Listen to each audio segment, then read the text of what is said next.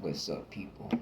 Yeah, I just wanted to touch bases with you guys in regards to the Mexican American ex gang members who are now uh, working for the United States Department of Agriculture Forest Service.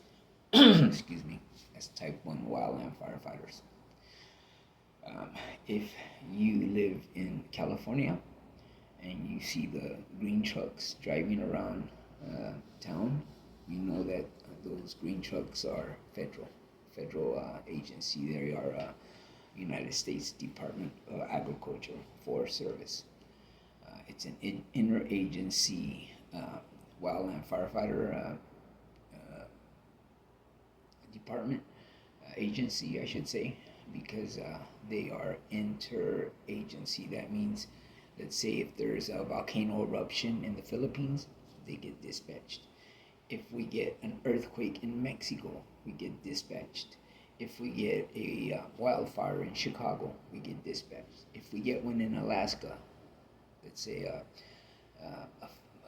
huge flood where we need to sandbag an area, we need to sandbag off an area, that's interagency. See, we don't just go outside of the country, we also go anywhere needed, anywhere. There may be a FEMA assignment, which means a Federal Emergency Management Agency assignment. That's what we call a FEMA assignment. Anytime wildland firefighters are needed to do other jobs, as I was saying earlier, a volcano eruption, to help evacuate a town or a city or whatever, or let's say we get a tsunami in Hawaii, we get dispatched. We don't just do fires. We don't just do wildland firefighters. We also do structure fires, which means a building. Uh, we don't just do, like I said, wildland firefighting, which means the forest or the deserts or the mountains. We do a little bit of everything. We are the elite firefighting crews of the world, basically. We are like the Navy SEALs. For the military, the Hotshot crews are basically that in wildland firefighting, because we do a little bit of everything. We do search and rescue. Let's say a car goes over the cliff, which we've been dispatched to many times before. I have my little first responders knife. Matter of fact, I got it right here. I go everywhere with my first responders knife. This is it here. See, we have a thing that breaks the back of, the front or back windshields, the windows. We break it out with that. And then, as you can see here, this is to cut seat belts off in case the passengers are trapped. We can cut off their seat belts with this, and a very sharp blade as well if we need to. We need more cutting off a seat belt or whatever the case may be. So yeah, this is my first responders knife. Once a shot, always a shot. That's our motto. One of our mottos is you can't send a wildland firefighter to hell because he'll put it out. That's basically it, man. We're badass. Not to brag, but yeah, we are. We rappel out of airships. We rappel down the side of a mountain. We do a lot of rock climbing, a lot of mountain climbing, a lot of hiking to get to wildfires as well. But I wanted to let you guys know that the majority of these firefighters are either college kids that are, going to college, and during fire season, they work for the U.S. Forest Service, Department of Agriculture, USDA Forest Service, and then they go to college during, their semester or whatever you want to call that. And then after, when they go on break for the summer, they work as wildland firefighters. Either you find college kids, or a lot of our overhead, which means captains, our squad bosses, our captains, our superintendents, our battalion chiefs, our division chiefs. A lot of them are ex-gang members, and many of them are Mexican American, Chicanos. We have a lot of Chicano firefighters. A lot of them have rank too. They started off like me, just a regular hotshot wildland firefighter, and they moved up, to squad boss, to captain, to superintendent, to battalion chief to division chief, etc., etc. Uh, the highest you can go is the Secretary of the United States Department of Agriculture, which at my time, during my time with the agency, our secretary of the USDA was Ann Veneman. She's the lady that signed my administrative leave letter and then later on my termination letter. Just so you guys know how I got hired. I paroled from prison in 2001. I went to work for American Apparel, a t-shirt company, as their maintenance man, their janitor, basically. I was making minimum wage at that time.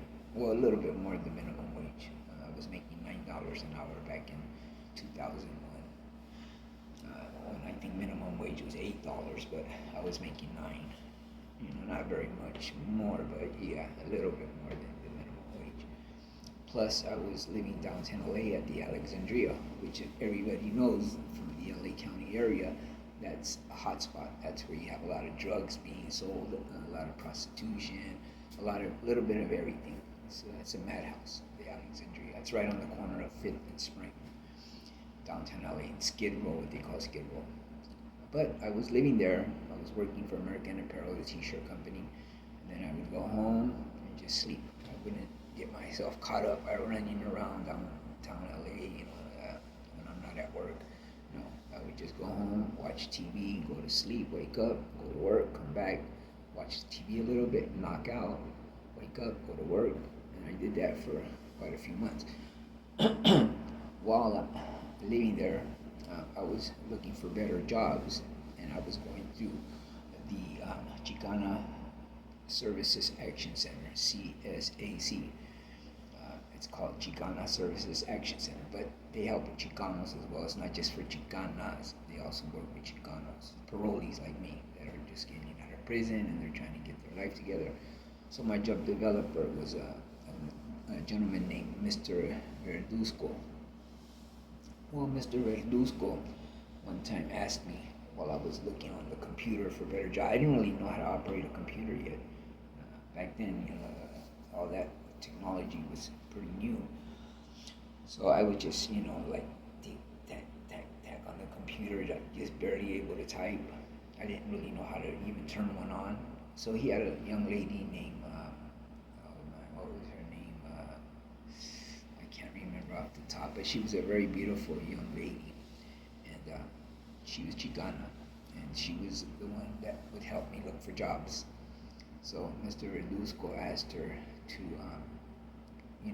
assist me because I didn't know how to operate a computer very well. Long story short, one time Mr. Reduzco asked me, so what did you do while you were in prison? He was trying to see what my job skills were. I said, to tell you the truth, Mr. Reduzco, her name was Claudia. I said, Mr. Reduzco, the only thing I did in prison, to be truthful with you, was get in trouble. I got into a lot of fights. I got sent to the hole a lot. I was fighting with the guards, fighting with rival inmates, northerners, different, gangs, rival gangs at the Sureños. At the time I was, part of the Sureño car.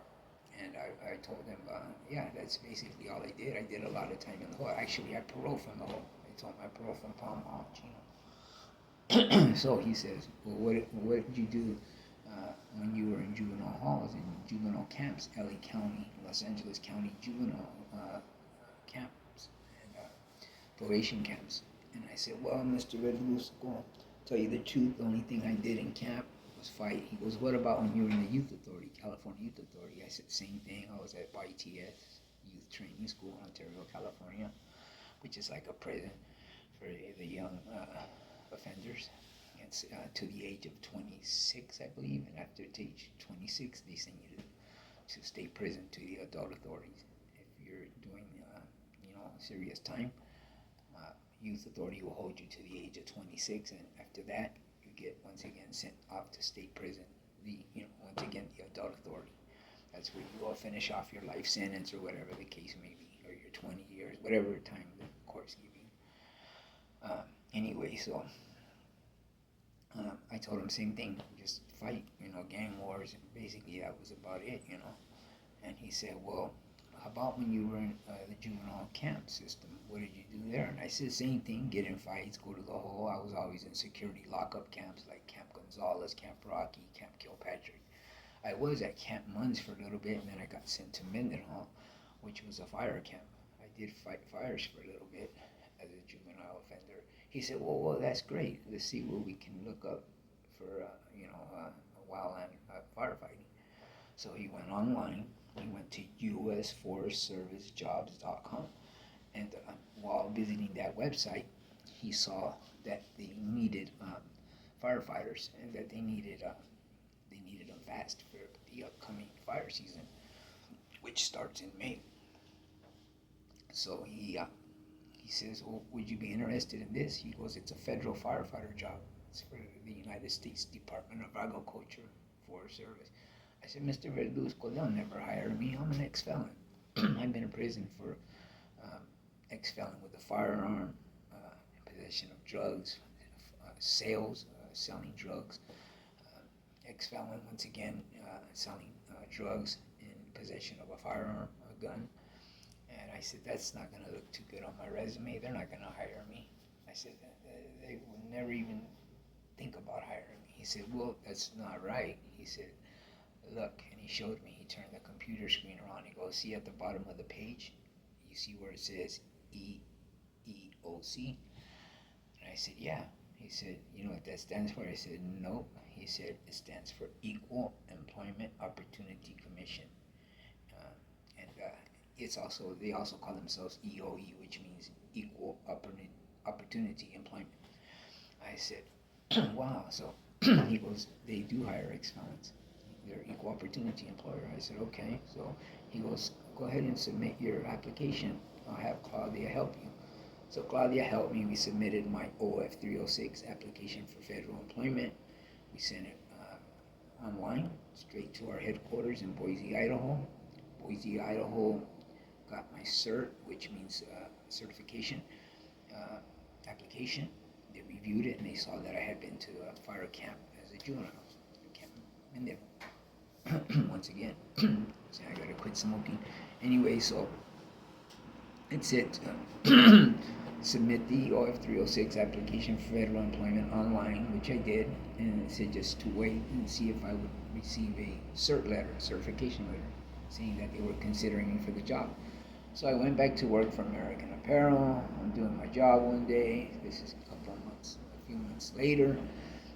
I get a call on the intercom from Doug Charney, which was the owner, one of the owners of American Apparel, him and Mr. Kim, a Korean guy, and the Jewish guy, Mr. I just said his name right now. I already forgot it. Doug Charney.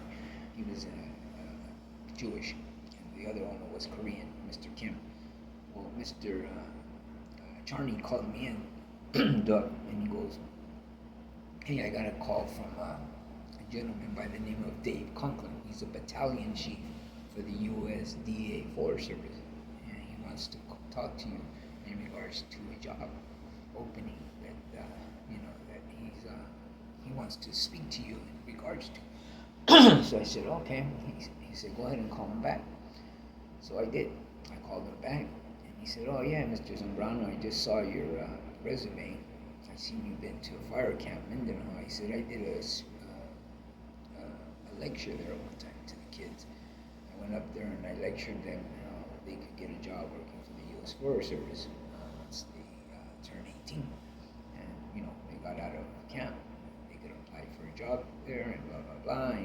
He lectured, and pretty much it was like a seminar for the kids, a job seminar. And other agencies went as well as California Department of Forestry, which is state. They're a state level CDF. They went. A couple other agencies went.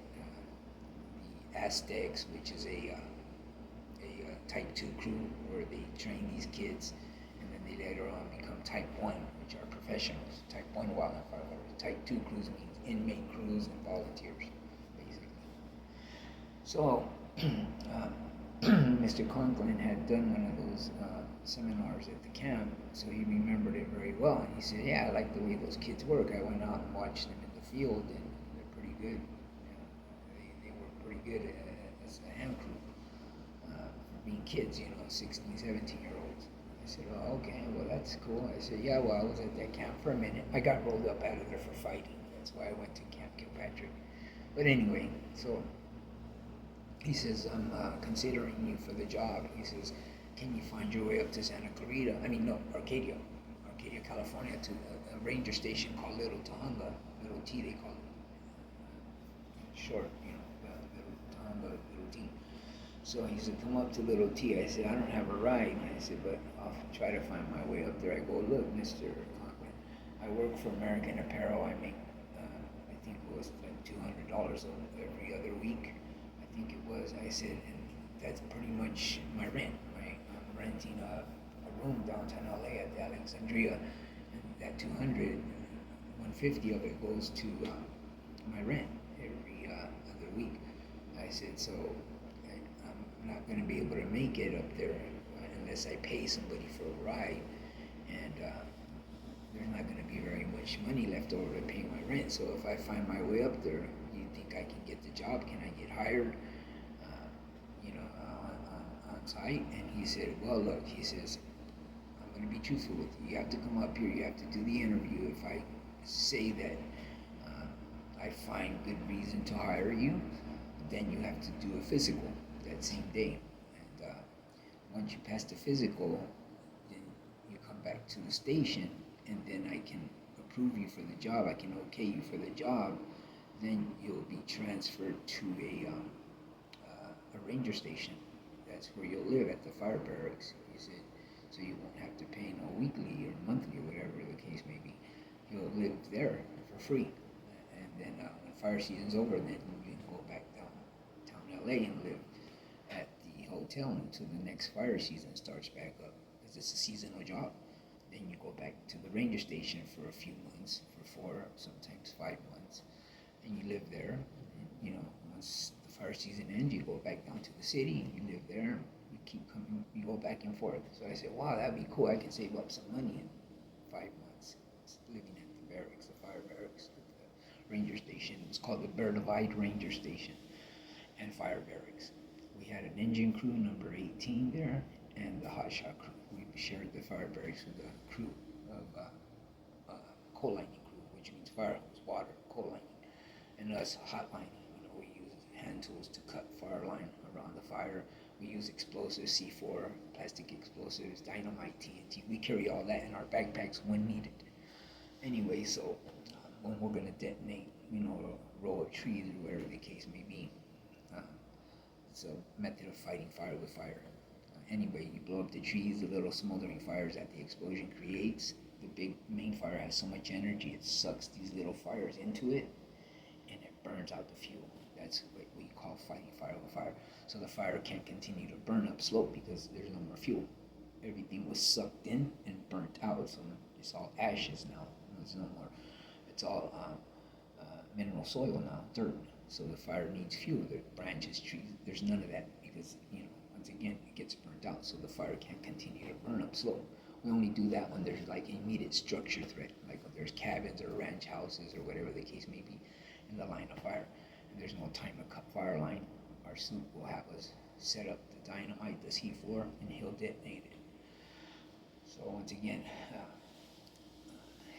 so he says, if you do get hired, then I'll have one of my engine crew members drive you up to the station, the Bernavide Ranger Station. So I said, well, I'll go up there this Friday as soon as I get off work. I said, when I get my paycheck, and I'll pay somebody to drive me up to Arcadia so I can do the interview. And I said that Friday I'll do the pack test and the physical. Pack test means a vest with 50 pounds, I believe it is, 2 25-pound discs, and it's a vest you wear, and you hike up a 2.5-mile course straight uphill. It's around the Rose Bowl, Pasadena, where USC plays and all that, for the Rose Bowl.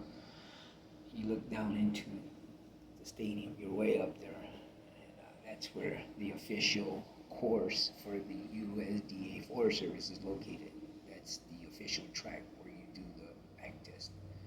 So he says, okay, we'll find your way up here. We'll do the pack test. If I find good cause to hire you, I'll go ahead and do so. You'll go down to Pasadena and do the physical. Once you pass that, if you pass that, then I'll have one of my crews drive you out to Pasadena to the Rose Bowl, and you can do the pack test. You only get 2 tries. If you don't do it the first time, you can do the second try that same day, or you can wait a week or 2 and try again. But in my case, I didn't have money to keep going back and forth, so I said, I'll pass the first time, Mr. Coughlin. I said, believe that, I want this job so bad. I'll make sure that I pass the first time. If not, I'll do the second try, but I will pass it. So he said, we'll start going down to the gym and get your legs ready and start training for the pack test, lifting weights, pushing weights with your legs, because you're going to need a lot of leg power to do this pack test, because once again, it's a 50-pound vest, or 75 pounds, something like that. Anyway, so I said, fine.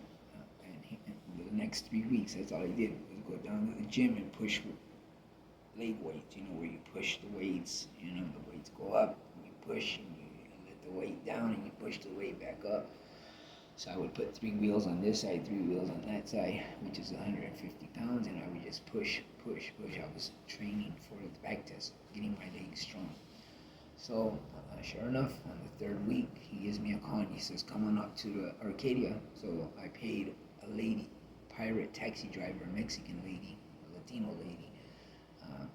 She charged me $100 to drive me from downtown LA up to the Arcadia. Arcadia, California, to the ranger station. She drove me up there. I did the interview. He said, okay, I like what I'm hearing. I'm going to go ahead and hire you. He had a firefighter drive me down to Pasadena. I did the physical, came back with the physical paperwork. I passed that.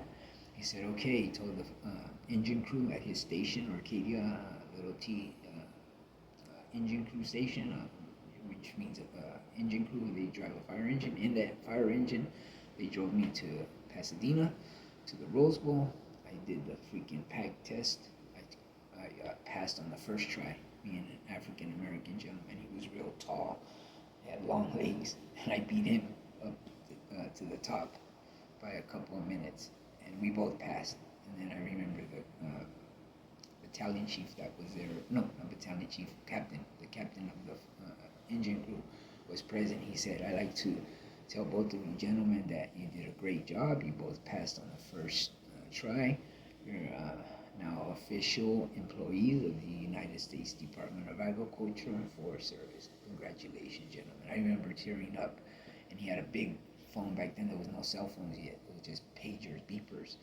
And he had a big, huge phone on his side. And I go, "Can I use your phone?" And Mom just passed away last month. He let me call her on the phone. I said, "Mom, guess what? I just passed the pack test. I'm getting hired for the U.S. Forest Service. I'm going to be a federal employee, Mom." She got all happy. We were both talking, laughing on the phone. "Yeah, that's good, Armando. I'm proud of you." First time ever, Mom saying she was proud of me. It made me feel good. Mom, rest in peace. Anyway, so I remember tearing up. That's how happy I was. So I got the job. And I noticed that engine crew, out of the 6 firefighters and the 1 engineer, the driver, 7 out of 7, 4 of them were Hispanic Chicanos. They were all tattooed up. So I got to talking to them. They were like, "Yeah, I'm from this barrio in Pasadena," or "I'm from this barrio in San Dimas." They were all from that area where they were stationed. And I'm like, "Oh, all right, that's cool." So I told them I'm from Long Beach, and they're like, "Oh, all right, feed me, homie, welcome aboard." And they all shook my hand. So I went back to Arcadia and to Little T, to the ranger station, and Dave Conklin said, "Hey, I had a plan to put you on an engine crew, because everybody, the first fire season goes to an engine crew, and then maybe the second or third fire season they get promoted to Hotshot. But because of your juvenile camp experience at Camp Mendenhall, I'm going to go ahead and put you straight on a Hotshot crew." He goes, "And the Hotshots make a lot of money. They're always on the clock. They sleep right next to the fire. They wake up and go to work, cutting line around the fire. After their shift is up, they'll work overtime, a few hours. After the overtime's up, they'll go knock out, wake up, right there next to the fire. Put our one-man tent up, and we sleep in there 2 weeks. You can stay on the fire line. In the whole 2 weeks, you're almost on the clock the whole time. The engine crews know. As soon as their water is up in their tank, if a refueling tanker drives by and fills their tank back up, they'll do that second tank full of water. Once that's up, they'll go back to their station and they're off the clock. But us shots, we stay there. Like I said, the whole 2 weeks we're right there on the fire line. So we're making big money, a lot of overtime. Every day you're doing at least 4 hours overtime. So you're getting paid for 8 hours straight time, 4 hours OT. So you're making serious dollars, serious paychecks. I mean, big money paychecks. So Mr. Conklin advised me that you're going to be making a lot of money as a hotshot. You'll be on the clock, blah, blah, blah. Like I said earlier, as soon as you step in the burn, that's H pay, hazard pay. Once you turn on your headlamp, which is every night because we're always working 4 hours OT overtime. As soon as you turn your headlamp on now, that's another what we call night differential pay. So now hazard pay because you're in the burn, and night differential pay when you turn your headlamp on. Both are 25% increase of your hourly wages. So let's say it's $10 an hour. As soon as you step into the burn now, 25% of 10 is what, $2.50. So now you're making $12.50 an hour. As soon as you turn your headlamp on, that's another $2.50. So now you're making $15 an hour. Plus the 4 hours overtime is time and a half. So now you're making like time and a half would be 15 plus another 10. So now you're making $25 an hour. See, that's the kind of pay I'm talking about. And that's pretty good for back in the early 2000s. Checks, like I said, paychecks were big money paychecks. So as I'm doing all this, the first day that I get hired, you have to do 40 hours, I think, or 36 hours of videos. And after each video, you do a written exam test after each video. I think every video is like an hour long or something like that. But altogether, it's 36 hours of videos. So he sent me to, instead of keeping me at Little Tahunga, he sent me to the Bear Divide Ranger Station, which also has a fire barracks at that station. And we shared it with the Engine Crew 18. So I go to the Bear Divide Ranger Station, and the first day I drive up there, I remember it was like, cool, man. I went and walked the long hallway, and all the rooms are adjacent to that long hallway, and they're all one-man rooms. And then you got a shower stall on this side for the females, a big shower stall in the area for all of the males. So I checked that out. I checked out the TV room. They had a big screen TVs, not like the plasma, thin TVs. No, these were real thick and huge, with a big speaker on each side. And I checked that out. The pool table. They had a ping pong table. They had big long recliners where you can kick back, and, drink your beverage and watch football or whatever when you're not at work. That's the only time you use that area, the TV room area. But we're always at work, so we're never watching TV. They have a weight room where you have weights. I went in there and checked that out. I said, oh, cool, I can live here for a good 5 months. And they had a big kitchen, a walk-in freezer. You buy your own food, you prepare your own food. Anyway, so there's no cook there. You cook for yourself. You buy your own food and you store it in a walk-in freezer, and you put your name on your bag or your whatever case may be, or whatever you got your food in. If it's a big paper bag, you write your name, or if it's a big, plastic bag, you write your name. So that way, no firefighter will mess with your food. They just go straight to their bag, open their bag, take their eggs out, or bacon, or whatever, cook it, put it back, seal it back up. That way, we know who's who and what's what belongs to this firefighter. That bag belongs to Kim. That bag belongs to Heather, or that other bag belongs to Marcella. We don't mess with it. Mine's is Zambrano. It's my bag. I got my food in there. So just so you guys get a little understanding as to how we operate when it comes to food. You prepare your own food once again, and you store your own food, you buy your own food, and that comes out of your own money. You pay for it. Anyway, so I checked all that out. I said, okay, I can do this. So I start doing the videos. After 36 hours of video, each written exam that I took, I passed. It was pretty much common sense stuff, like what do you do if you're on the fire line and there's a dozer, a bulldozer, there's a dozer up here? Do you go around it by going below, underneath the dozer, bottom up? You hike around the hill, it's up on a slope. You hike around it below the dozer, or you go around it on top. Of course, you're not going to hike down below, because if it happens to roll over or fall or slide down that slope, it's going to crush you. Common sense tells you go around the upper side of the dozer, around the top of it, so you don't get crushed to death. Pretty common sense stuff. So I passed every test that I did. You're only supposed to get, I think, like 5 wrong out of all of the questions after each written exam. It's like 100 questions. You can only get like 5 wrong, otherwise you fail. I passed all of them.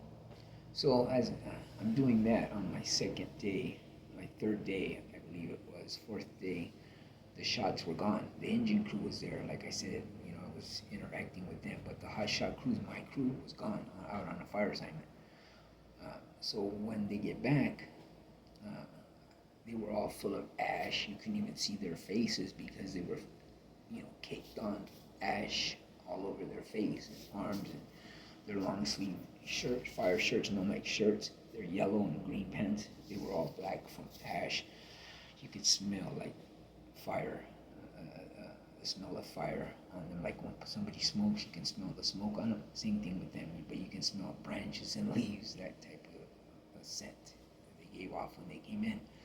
So I was at the freaking TV area doing my last written exam, and I heard, "Hey, little Mondo, what's up, fool?" And I turned, and I'm like, "Who's that?" And I'm like, I didn't recognize him because he was full of ash.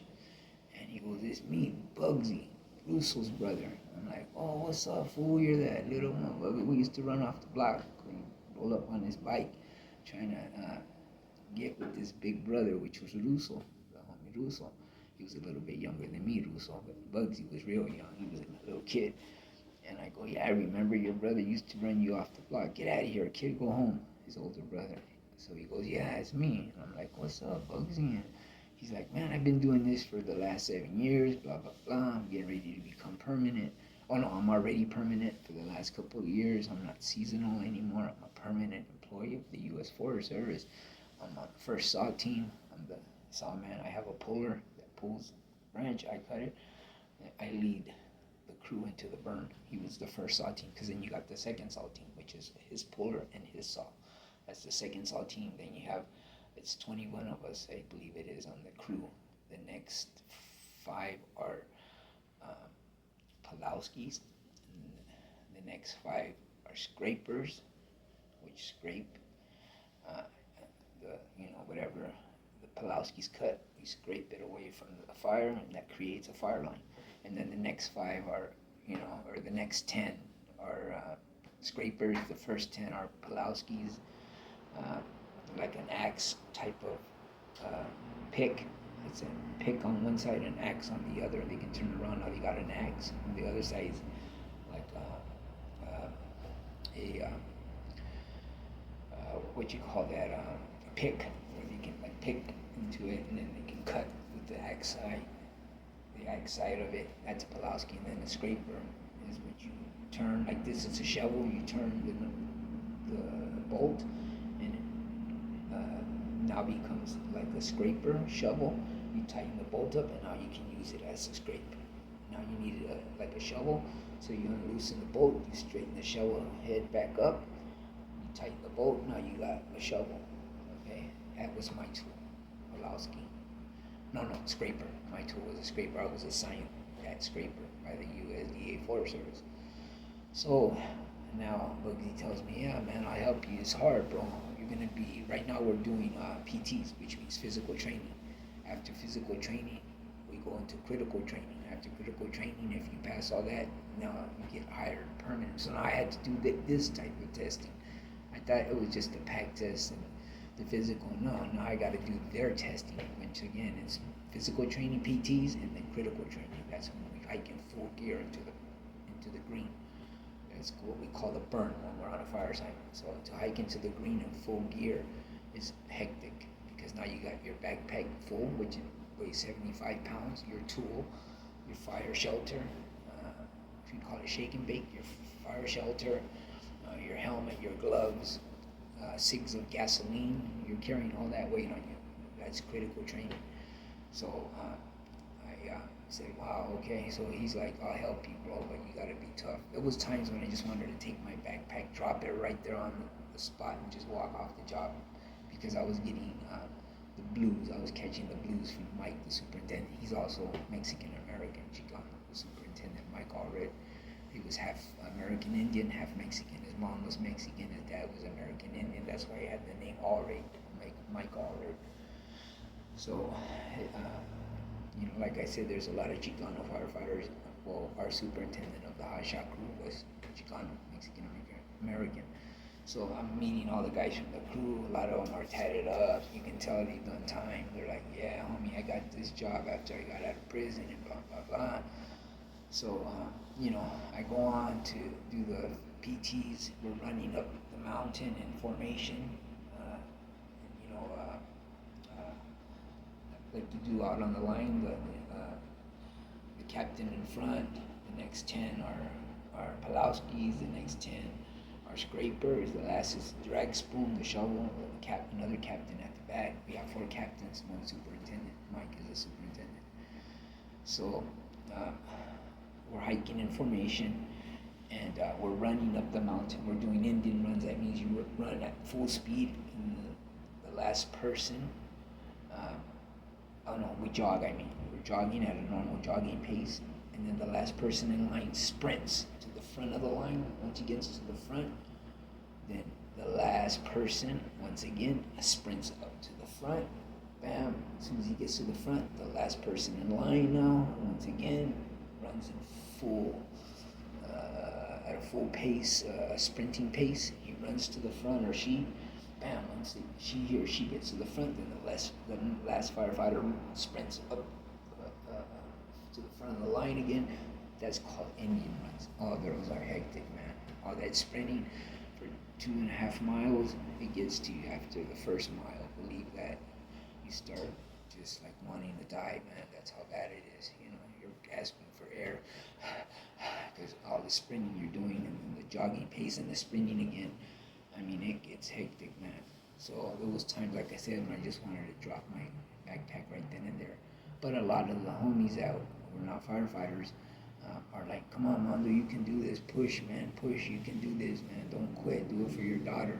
And Bugsy, his niece is my daughter's first cousin because Rosalie, remember I told you his brother used to hang out with me in Russo. On one of the occasions, my sister-in-law came to visit my old lady, Rosalie. Her sister Cuddy, Christina, Russo liked her, and I introduced Russo to Cuddy. So when I go to prison, they ended up getting married. I didn't know this while I was in prison, and they had a little daughter, Selena, which became my daughter's Hades' first cousin. And he's like, Russo and Cuddy just had a baby girl, and that's your daughter Hades' first cousin. I'm like, oh wow, what a trip. I didn't know that. Because I had just got out of prison, a few months prior to all that. Like I said, I was working for American Apparel and blah, blah, blah. Well, I had got out of prison, so all this was new to me. And so he tells me that. I'm like, oh, okay, that's cool. So me and him are like family. So you guys get, an idea of the situation. So he tells me, yeah, Mondo, just keep doing it for Haiti, homie. Just keep hiking. Like I said, there was one time I stepped in a gopher hole and all the bees came and stung me. Just so you get an idea, this is how hard we work. We're almost ready to drop dead from cutting line, 8 hours of straight cutting line, a little half-hour break here, a little half-hour lunch break there, but it's mainly the whole time you're in 100 and plus degrees of weather, because it's summertime. That's when we're out on the fire lines during fire season. It's summertime. So now you're wearing a fire shirt, a t-shirt, which is all made out of wool, cotton, my bad, cotton. You're wearing a cotton t-shirt, a cotton long sleeve Nomex fire shirt, like I said, yellow and green pants, Nomex fire pants, then you're wearing steel toe boots. And so the extra clothing makes it even that much more hotter, plus the backpack, the 75-pound backpack you're wearing, the straps, the straps and the camel pack, the water pack with the hose that you drink out of, all that weight you're carrying, plus the gasoline and the extra pair of clothing. It's a waterproof backpack, your fire shelter, your files to fire your tool to sharpen it, all that weight, and it's hectic in that heat. So these Chicano ex-gang members, they're working hard for their money. Believe that. Just so you know, when we're out in the forest, sometimes you're, let's say in Alaska, there's grizzly bear, there's wolves out there. We set up our one-man tent. Sometimes we don't even have time to do that. We'll just knock out right next to the fire. We'll go to sleep right next to the fire. We'll wake up right next to the fire. Wake up, get your little toothbrush out of your backpack. You carry everything back there, food, everything. Get your little toothbrush, got your water bottle, your quarts of water bottle on your belt, your web belt, along with your fire shelter, your files, everything, another set of gloves, a little fanny pack in the back where you got, some other food items like candy bars, not candy bars, but like Skittles or, those taffy candies, those now and laters, and all those types of candy that don't melt. You got all that in your little fanny pack, plus your first aid kit and all that. So you wake up next to the fire line, you go to sleep. But sometimes we'll have time to set up our one-man tent, and it's pitch black out there, and it's spooky. I'm not gonna lie, man. You're surrounded by trees. Every other thing you're looking at is a tree, a huge tree, forest, and you can't see because it's dark, pitch dark, and we set our tents up far away from each other, so we give each other privacy, because you get up and you pee behind a tree or you poop behind a tree. There's no bathrooms, there's none of that. You're just out in the boondocks in the forest. So it's spooky, man. I ain't gonna lie. You don't know if there's a grizzly bear behind that tree. When we're fighting the fire, you see wild animals like wolves, mountain lions, coyotes, bears running away from the fire, and they run right past you. And you can see like burn marks on them, on their fur, from the fire burning them. And so they're running away from the fire, and they're pretty close to you when they run past you. And animals are smart. They know we're there to help them, so they just leave us alone, But a lot of times they're hungry because they haven't eaten. They haven't been able to hunt their predator bears or predator mountain lions or predator wolves or coyotes and foxes. They can't hunt, so they're starving to death, and you're just another food item to them. So you have to hang your food from a tree. You can't have your food inside your tent, because the bear will rip open your tent and eat you in the process, along with tearing open your backpack to get to the food.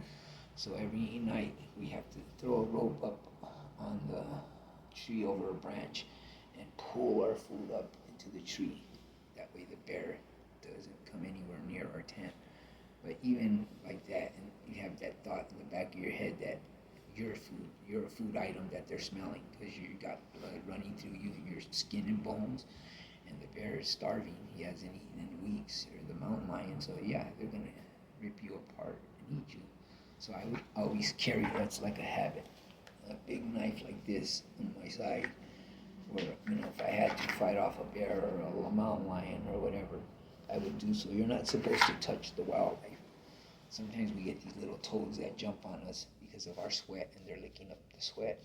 They're thirsty as hell because there's no water. They're running away from the fire. So they'll jump on you and they'll lick your sweat. So you're not even supposed to touch those. You're supposed to just brush them off. You can't touch them by picking them up and setting them down. It's a big no-no. You'll get fired for that.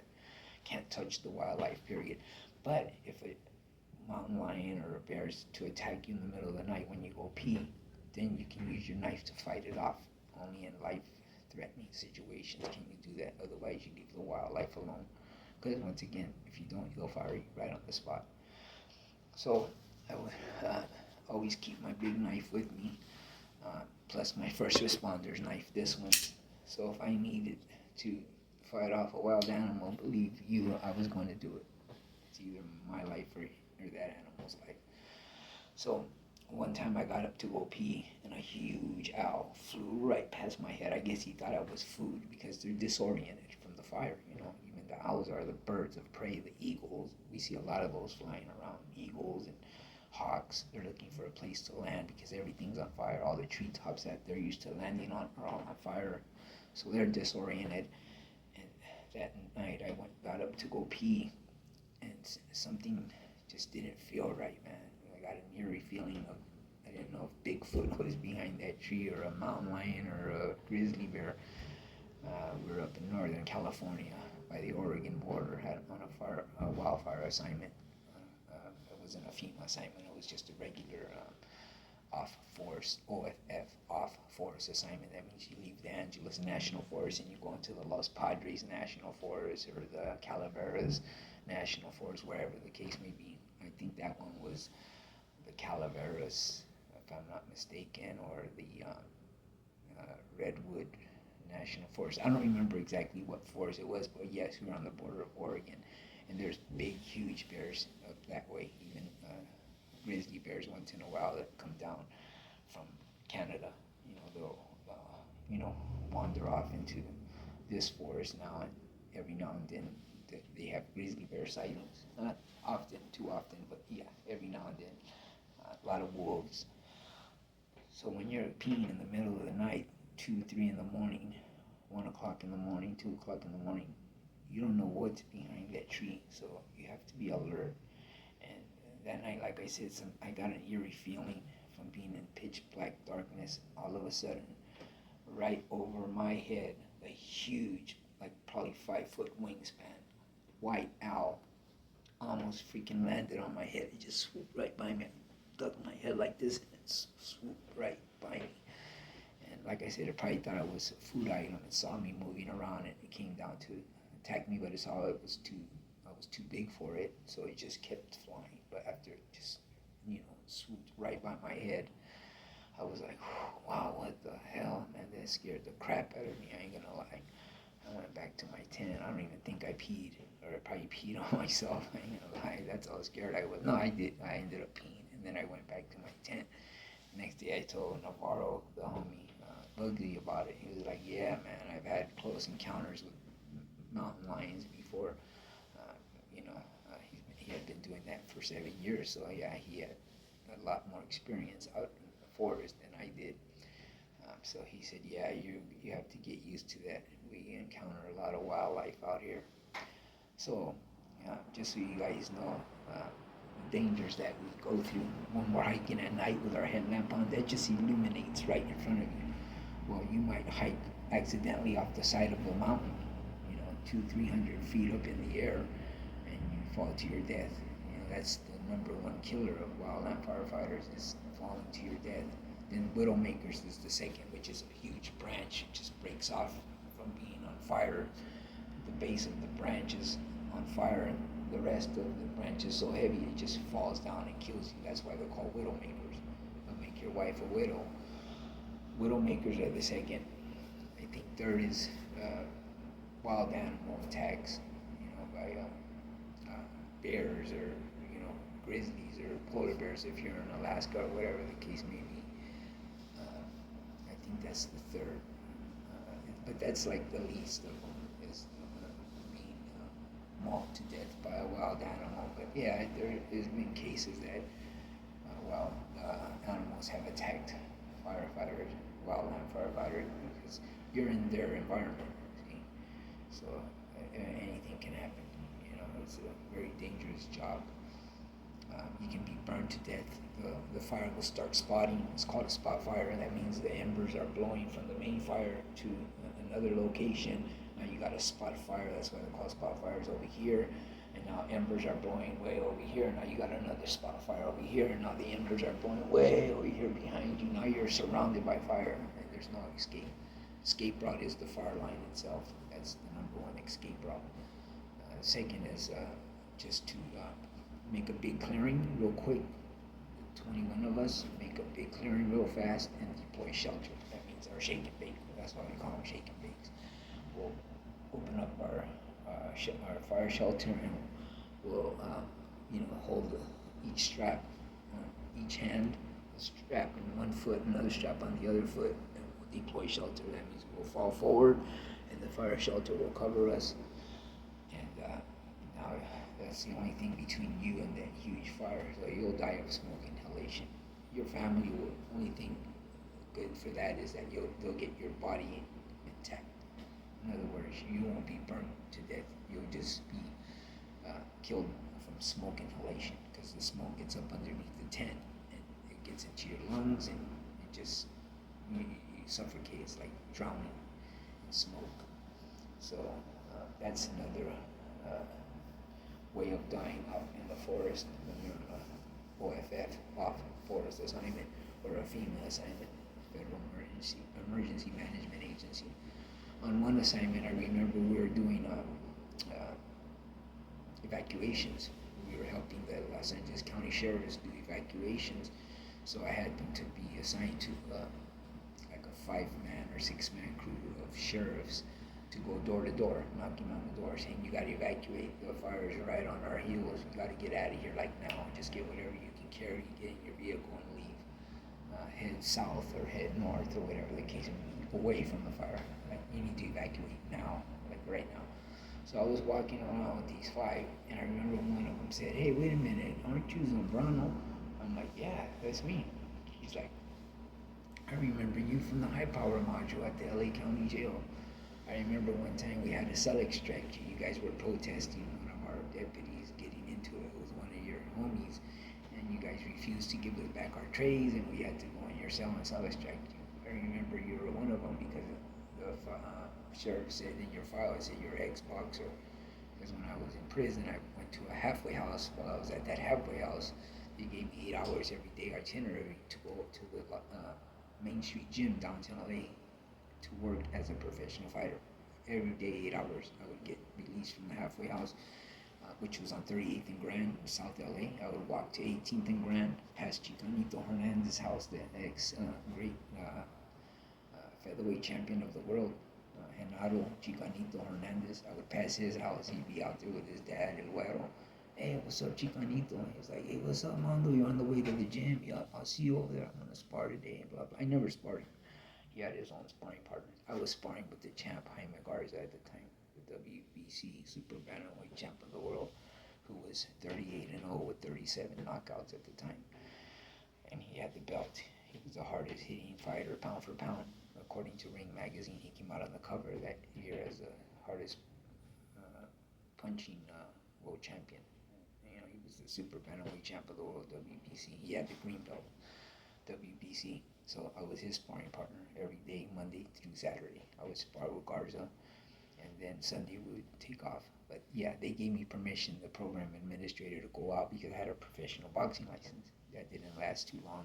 The reason I don't come up as a pro boxer is because when I signed the application, I filled out the app. On one of the questions it says, have you ever been convicted of a felony? Well, Ed Butker, he was Italiano, he was a mobster, Italian mob.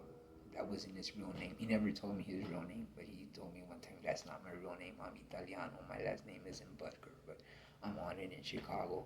So I moved here to LA to get away, and I had to change my name. So just so you know, my last name isn't Butker. So anyway, Ed and I hooked up. He told me not to answer that question. He said, don't worry about it, just put no. So I did as he said. Sure enough, one day they tell me that I can't fight. And I'm like, why not? And they're like, well, because first of all, we can see fresh needle marks on the back of your arm when you went to weigh in. I happened to be the official weighmaster that day, and my name is Jerry Olmos. I'm an ex-sergeant for the LAPD, and I worked with gangs and drugs and all that. And he says, I can see fresh needle marks. He said, I should tear up your contract, but I'm going to go ahead and let you fight the 4-rounder. It was for 7-11 promotions. I'll never forget that day. He said, go ahead and fight the 4 rounder, but after the bout, I want a UA from you. He goes, plus, uh, as quiet as kept, they're saying that you did not fill out your application completely, that you left one of the questions blank where it says, have you ever been convicted of a felony? I think I left it blank or I put no, whatever the case may be. They said they're on the review for that as well. So they took the urinalysis after the Greg Ortega fight, which I think I won, or it was a draw, one of the two. I think it was, I did win. Oh no, actually, yeah, I did win that fight, but it was weird because when I went to sign that individual contract, it says in typing, professional boxer will enter this weight, and then that's written in by hand in pen, junior lightweight 130, junior lightweight fight, and all the rest is typed out. It's a contract, and it says we'll enter this contest at the, and then that's written in hand, Chuck Landis Country Club, Reseda, California, at a weight not to exceed, and that's written by hand, 130 pounds. All weights would be taken on official weight. That's all typed out. Blah blah blah for the promoter, and that's written by hand. 7-Eleven promotion, and it says in typing for the purse up, and then that's written in writing. $350, $400, whatever they were paying me that day. I think it was $400 for 4 rounds. It says the opponent for that fight will be, and then that's in handwritten letters. It says Greg Ortega, and then it says all boxers will be taken on weights will be taken on official weights. Blah blah blah. That's all typed out. But I remember in handwriting it said the opponent's name, Greg Ortega. And I told Ed that day, I said, I know that name. That name rings a bell. Sure enough, I'm in the dressing room. They're wrapping my hands. Freddie, the Mexican Godfather, Marino from the Main Street Gym downtown LA. He's wrapping my hands. René Redondo was there, the world champ. Lupe Aquino was there, the world champ. The Montes brothers were there. Bernardo Mercado, the heavyweight, the Colombian that fought Ernie Schaefer, Trevor Berbick, Bob Foster. He fought all them. He beat all them, actually. He knocked out Ernie Schaefer in, I think, 10 rounds. He knocked out Trevor Berbick in 2. He knocked out Bob Foster. Bernie, the Mexican, the Colombian, the big Colombian, he was there. Eddie, the Animal Lopez from Hazard, the heavyweight, he was there. Buddy McGirt, the African American brother, world champ, the famous Buddy McGirt, he was there. René Redondo, once again, the super lightweight champion of the world, the junior lightweight champion of the world, who knocked out Lightning Ronnie Smith in 5 rounds on the 5th of May at the Olympic Auditorium. 5th of May, 5th round, he knocked him out and took the title. René did. He was there, and Redondo was with it. He's on my Facebook, a good friend of mine from way back. He was there. We had guys like, who else that was famous was there? Bernardo Chicanito Hernandez, the champ, he was there. Trevor Berbick was there. He was on the second floor. He had his own boxing ring. We had 2 floors, the second and third floor. The third floor was with Trevor Berbick, and then Bernardo Mercado, the heavyweight. He was sparring with Trevor Berbick. Oh no, I take it back. Pinklin Thomas was there. Pinklin Thomas had the 3rd floor. He was sparring partner for Bernie, Bernardo Mercado from Colombia, which I was in Soledad prison with. He was there.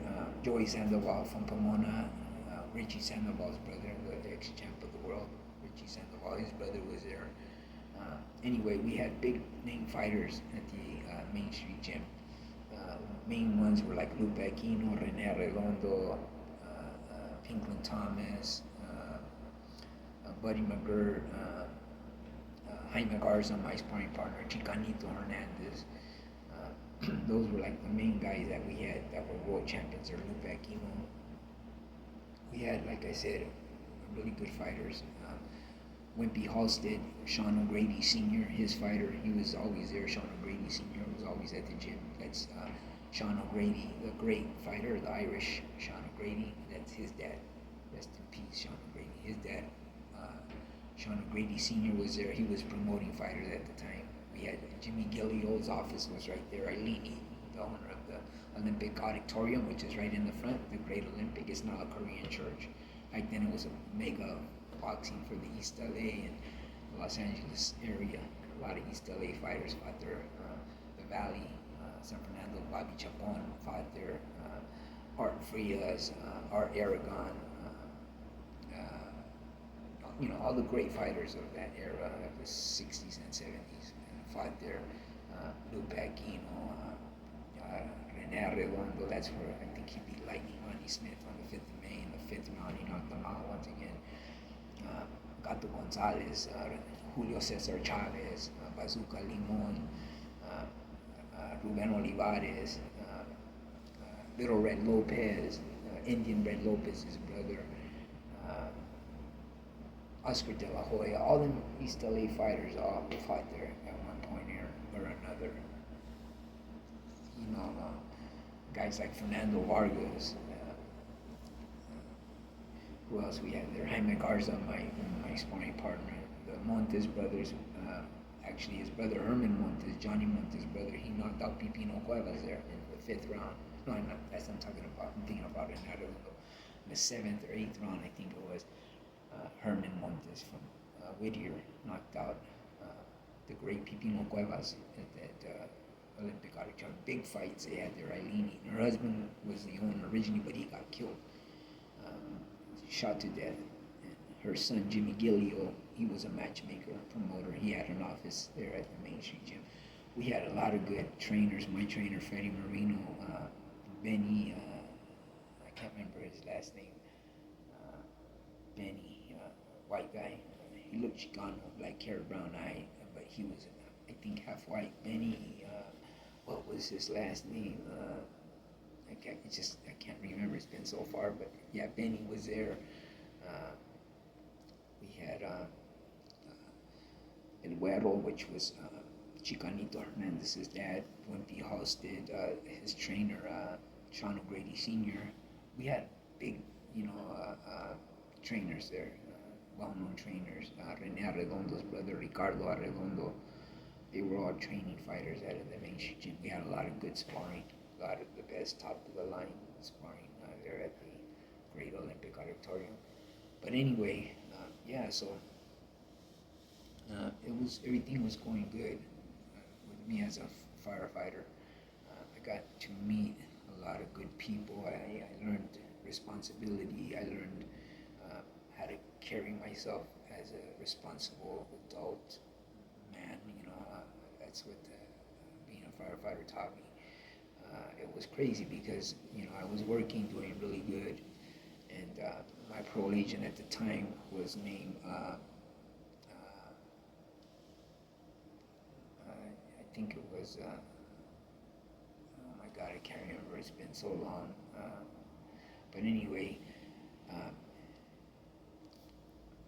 trying to remember his name. Anyway, I think it was Chavez. His last name was Chavez. He got promoted from parole agent to screening agent at the LA County Jail, so he's no longer at Long Beach Parole Office.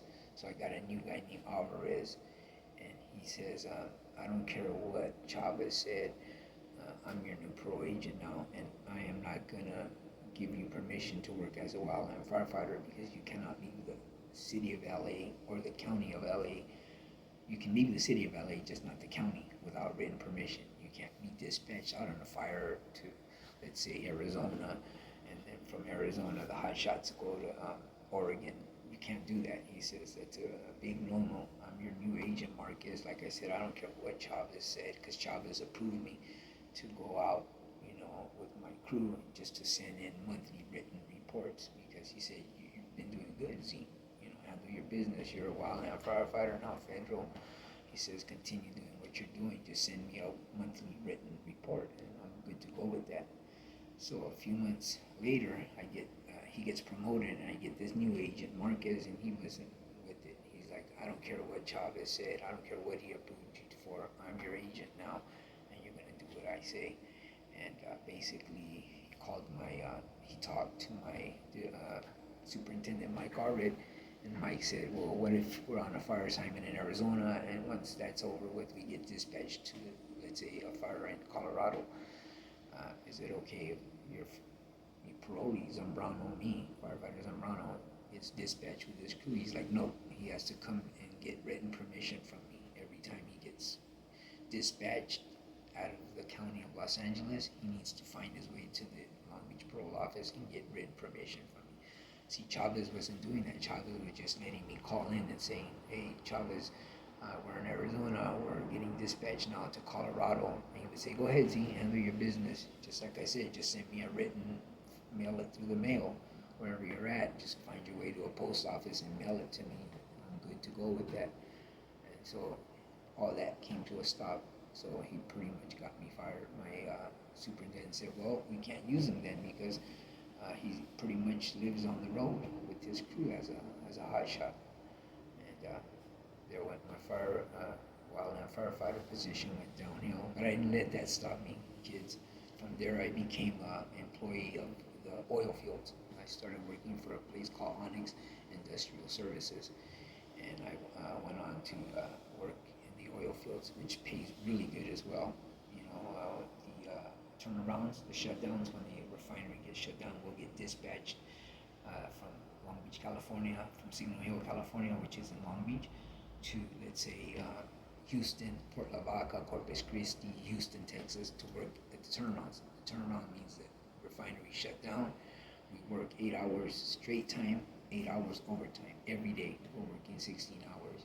So you can imagine those paychecks were way bigger than the wildland firefighter paychecks, because I was doing 40 hours straight time, 40 hours overtime every week. I was making those types of hours, you know. So I was making big money.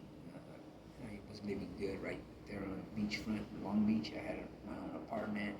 My girl at the time was Candy from San Pedro. She was living with me.